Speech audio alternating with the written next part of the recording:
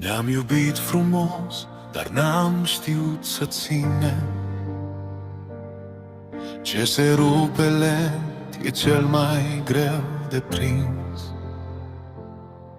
Ne-am promis prea mult când nu știam ce vine și am ajuns străini fără să ne fi stins. Nu ne-am despărțit, doar ne-am lăsat pe mâine.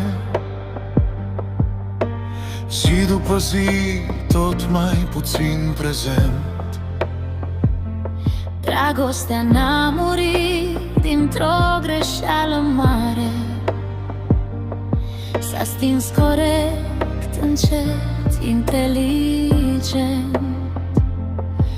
Te-am avut aproape, dar nu pe deplin, și m-am obișnuit să nu te mai cer. Când iubirea ta ce nu mai e destin, e doar un drum lung fără cer.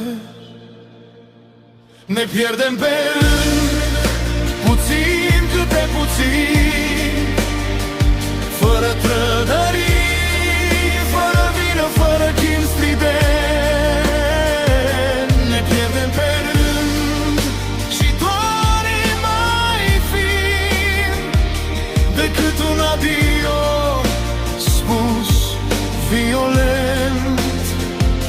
Ne pierdem pe rând Din lasă că-i bine, din frică, rutină și timp neiertat. când nu mai lupți pentru ce ți-aparține. Pierzi tot fără să fii plecat. Ne știm programul, nu ne mai surprindem.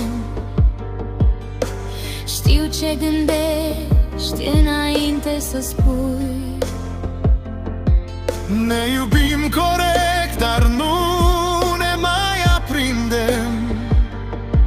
Suntem doi cu minți care au uitat să fie nebuni. Dormim la un loc, dar visăm separat. Ne atingem rar și din obligație. Când dorul dispare din gestul banal, Iubirea devine o explicație. N-ai plecat de tot, nici eu n-am fugit, dar nici nu mai suntem ce-am jurat. Când împreună devine obișnuit, începe sfârșitul mascat. ne pierdem pe rând. Puțin câte puțin, fără certuri grele, fără plâns violent.